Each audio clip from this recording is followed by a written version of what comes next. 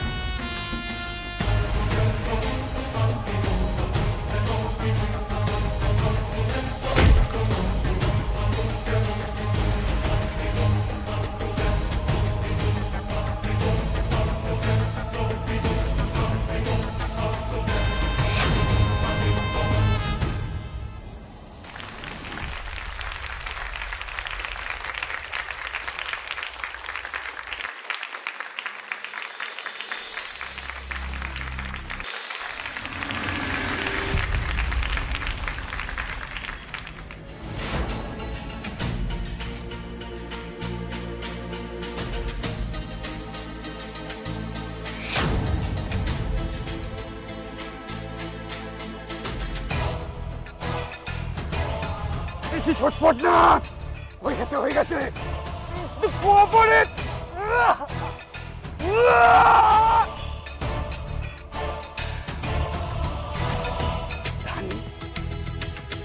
Thank you.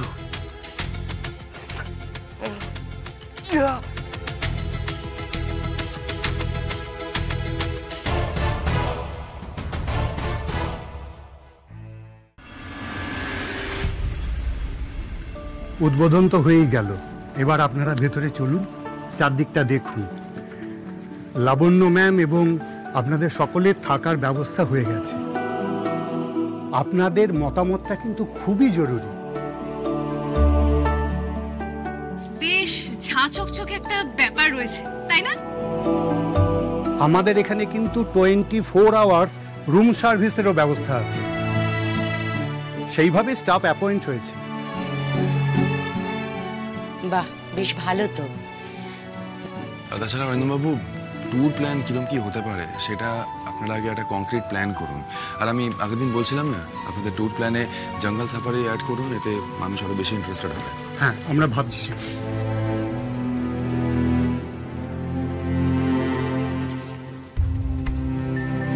এই কি কি বললো?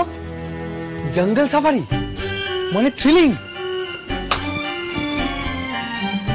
আজকে জঙ্গল সাফারি করতে গেলে কেমন হয়?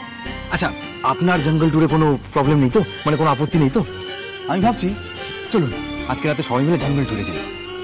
না তমাল বাবু, আমার জঙ্গলে ভয় নেই। তবে বসবাসের জায়গাটাকে যারা জঙ্গলে পরিণত করে তোলে তাদের আমি জঙ্গলের জন্তু জানোয়ারদের থেকেও বেশি ভয় পাই। রুদ্রদার কথা বলছেন তো? কোথায় নিজেকে লুকিয়ে রেখেছে কে জানে। এই তমাল, হ্যাঁ দাঁড়িয়ে আছিস কেন? ঘর দেখবি না? তোরা ভাই, হ্যাঁ ভাবছি এখানে তোর জন্য একটা ঘর ঠিক করে দেখ, কি পিসফুল, কোনো আওয়াজ টাওয়াজ নেই, মানে তোর পড়াশোনায় কোনো রকম হ্যাম্পার হবে না। কি বলিস? অমনি অমনি শুরু হয়ে গেল না? নিজে তো আওয়াজের দোহাই দিয়ে পড়াশোনা ফাঁকিয়ে দিস, আর তুই আমার আমার লেকচার করছিস। বোকার মতন দাঁড়িয়ে আছিস কেন? চল না, চল তো। এই বলছে মারবে। এই কি কেন বলি এরকম? এই ফুলকি, দাঁড়া, কোথায় যাচ্ছিস? আমার কথা শোন। কি হলো? লাবণ্য ম্যাডামকে ডাক। জামাই বাবু? আরে বাবা, একবার জিজ্ঞেস করা উচিত নয় যে রুদ্রর বাঁধনটা ঠিকঠাক আছে কিনা, ও বেশি চোটপাট করছে কিনা? আরে আমি তো দিদিকে কোন দিকে একা পেতে চাইছি কিন্তু পাচ্ছি না। গাড়ি স্টার্ট করো, চলো। বাইকটা কেন স্টার্ট দিচ্ছ না? বাইক খারাপ। না না দাদা, গাড়ি ঠিক আছে, মানে আপনার শরীর ঠিক আছে তো? অপ্রয়োজনীয় কথা একদম করবে না ভাই। যখন তোমাকে বলেছি সরকারি নিবাসে নিয়ে যেতে, তুমি নিয়ে যাবে।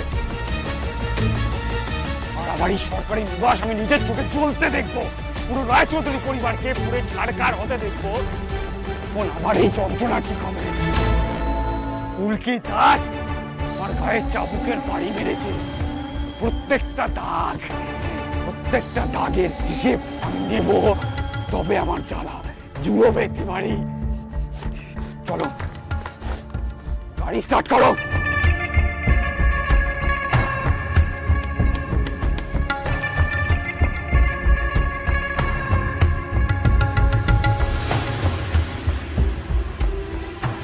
ফুলকি, কি গো তুমি এখানে কি করছো করিডোরে? আরে বাবা, ঘর বাজবে না? চলো। হদি ভাই, তোমার সাথে একটা কথা আছে। অনেকে ছিল তাই বলতে পারিনি। আপনি গেছিলেন? হ্যাঁ, তুমি জামাইবাবুর কাছে গিয়েছিলে, কি দেখলে তুমি? খারাপ, খুবই শোচনীয়। ভাঙবে তবু মচকাবে না। আমাকে অনেকভাবে ইমোশনাল ব্ল্যাকমেল করতে চাইলো, নিজের হাতের বাঁধনটা খুলতে বাধ্য করলো।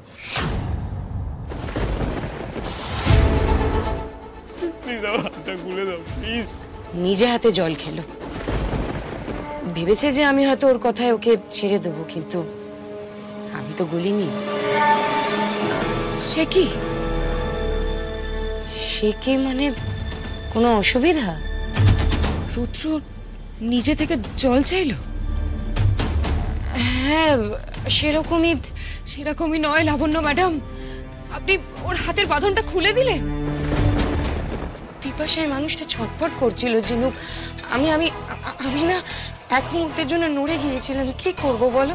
তারপর আমি ওর হাতটা আবার বেঁধে দিয়েছিলাম আগের মতোই শক্ত করে। বাইরে দুটো ছেলেকে পাহারায় বসিয়ে রেখে গিয়েছিলাম।